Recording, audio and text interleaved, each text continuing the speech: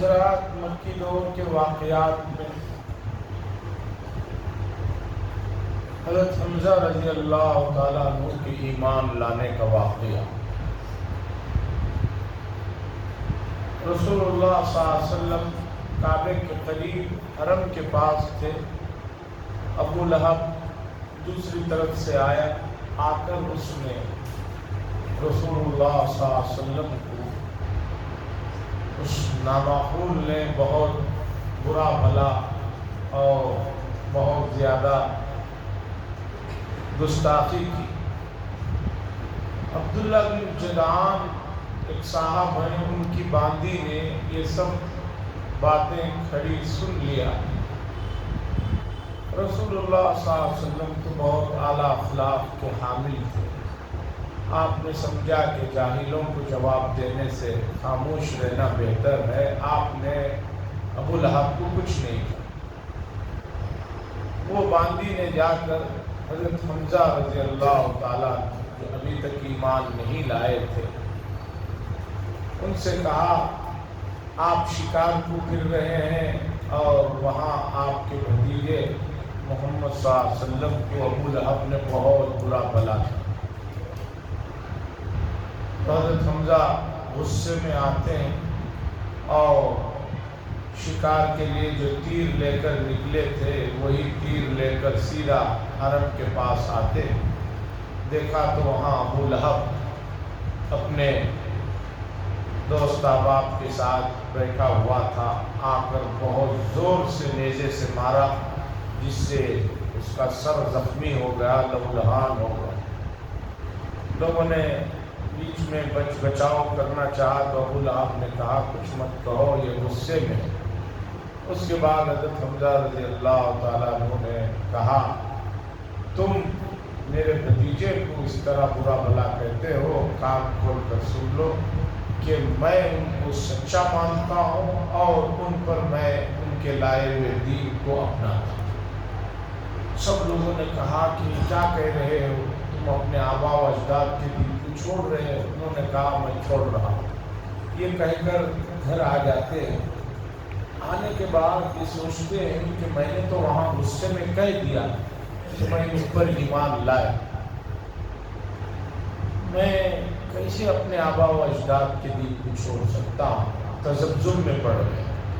پھر خود وہ فرماتے ہیں کہ میں نے اللہ سے دعا کی کہ اللہ اگر محمد صلی اللہ علیہ وسلم کا لایا ہوا دین برحق ہے تو میرے دل کو کشادہ فرما دیجئے، نہیں تو میرے دل سے اس بات کو ختم فرما۔ رات بھر اسی کشمکش میں رہا۔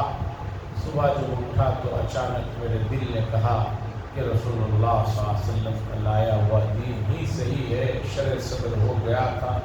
آ کر انہوں نے بھی رسول اللہ صلی اللہ علیہ وسلم کے پاس کلمہ پڑھا اور ایمان کو قبول کیا، اور یہ کہا کہ کچھ بھی ہو جائے میں آپ کو اور آپ کے دین کو چھوڑنے والا نہیں۔ جب یہ بات مکے میں پھیلی کہ بھی حضرت حمزہ بھی ایمان میں داخل ہو چکے، تو مکے کے کفار اور مشرکین کے جو سردار تھے ان کو بڑی پریشانی شروع ہو گئی کہ بھئی یہ کیا ہوگا۔ پھر سب بڑے بڑے لوگوں نے بیٹھ کر مشورہ کیا۔ اس میں عتبہ بن ربیعہ، اسے اختیار دیا گیا کہ تم جاؤ اور جا کر محمد صلی اللہ علیہ وسلم سے بات کرو۔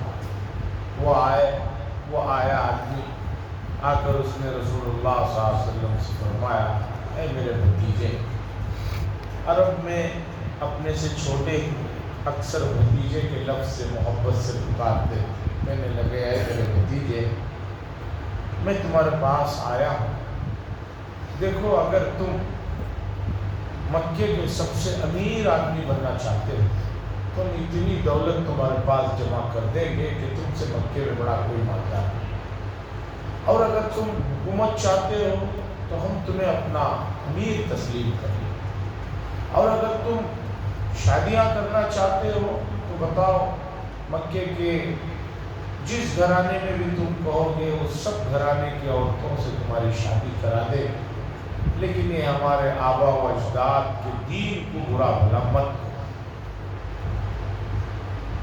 رسول اللہ صلی اللہ علیہ وسلم نے عتبہ بن ربیعہ سے کہا تمہاری بات اگر پوری ہو چکی ہو تو میری بات سنو، تم جو بھی کہہ رہے ہو مجھے کسی بھی چیزوں میں کوئی دلچسپی نہیں ہے، میں اللہ کا رسول ہوں، اس کا پیغام لے کر آیا ہوں، اور میری بات سن لو تو کامیاب ہو جاؤ گے، نہیں تو بہت پچھتاؤ گے۔ اس کے بعد رسول اللہ صلی اللہ علیہ وسلم نے حامیم سجدہ 24ویں پارے میں ایک سورت ہے، اس کی آیتیں تلاوت کرنا شروع کی۔ وہ پورا جو صفحہ ہے حامیم سجدے کا، جو پہلا صفحہ ہے، پہلا رکوع ہے، اس میں بڑے اہم مضامین ہیں۔ اللہ نے اس میں یہ بھی فرمایا کہ بھئی آسمان زمین سب ہمارے ماتحت ہیں، وہ ہماری فرما برداری کر رہے ہیں۔ فَإِنْ أَعْرَضُوا، اے نبی صلی اللہ علیہ وسلم ان سے کہہ دیجئے اگر انہوں نے اعراض کیا، انکار کیا، تو قوم عاد اور ثمود پر جیسے عذاب آیا ان کی بھی ہلاکت ہو جائے۔ اس آیت پر پہنچے ہی تھے رسول اللہ صلی اللہ علیہ وسلم۔ عتبہ شعر شاعری بھی کرتا تھا، پڑھا لکھا آدمی تھا، فوراً آپ کے منہ پر ہاتھ رکھ دیا اور کہنے لگا بھتیجے اب آگے مت کرو، اس لیے کہ عتبہ کہتا ہے کہ مجھے ڈر ہو گیا کہ وہ جو آپ پڑھ رہے تھے کہ کہیں ہم پر بھی قوم عاد اور ثمود کی طرح عذاب نازل ہو۔ مضمون سمجھ گیا، پھر وہاں سے اٹھ کر وہ گیا تو وہاں جو قریش کے سردار بیٹھے ہوئے تھے، مکے کے جو کفار کے سردار بیٹھے ہوئے تھے، انہوں نے دور سے دیکھتے ہی اس میں ابو لہب نے کہا یہ وہ عتبہ نہیں ہے جو گیا تھا بات چیت کرنے کے لیے، یہ بوجھل قدموں سے آ رہا ہے، بدلا بدلا ہوا لگ رہا ہے۔ جب وہ آیا تو ان لوگوں نے کہا کیا بات ہوئی؟ اس نے کہا دیکھو بھائی یہ جو محمد صلی اللہ علیہ وسلم کہہ رہے ہیں یا تو ان کی بات مان لو یا ان کو تکلیف دینے سے باز آ جاؤ، میں دنیا جہاں میں گھوما ہوں پھرا ہوں میں سب جانتا ہوں، ان کو کچھ ہونے والا نہیں ہے، ان کی بڑی شان ہونے والی ہے، اور اگر ان کی شان ہوتی ہے تو یہ تمہارے لیے فخر کی بات ہے، خوشی کی بات ہے، تمہارے اپنے ہیں، عرب ہیں، اس لیے ان پر ایمان لے آؤ۔ اس نے بھی آ کر جب یہ بات کہی تو کفار مکہ نے کہا کہ بھئی عتبہ پر بھی نعوذ باللہ رسول اللہ صلی اللہ علیہ وسلم کا جادو چل گیا۔ تو مکے کی زندگی میں ایسا نہیں ہے کہ رسول اللہ صلی اللہ علیہ وسلم کی بات فوراً لوگوں نے قبول کر لیا، آپ کو بہت ستایا ہے، اور ادھر سے بھی لوگ مایوس نہیں ہو گئے کہ بھئی خاموش بیٹھ جائیں، ایک بار کہہ دیے دو بار کہہ دیے، بلکہ مسلسل الگ الگ طریقوں سے آ کر کچھ نہ کچھ کرتے رہے، لیکن رسول اللہ صلی اللہ علیہ وسلم جو حق لائے تھے اسے برابر پہنچاتے رہے، پھیلاتے رہے۔ اسی طرح ہماری ذمہ داری ہے کہ جس چیز کو خاص طور پر بنیادی جو اسلام کی چیزیں ہیں اسے پہنچائیں لوگوں کو۔ نماز اس میں اہم چیز ہے، جب بھی آئے دو چار دوستوں کو ساتھ میں لے کر آئیں،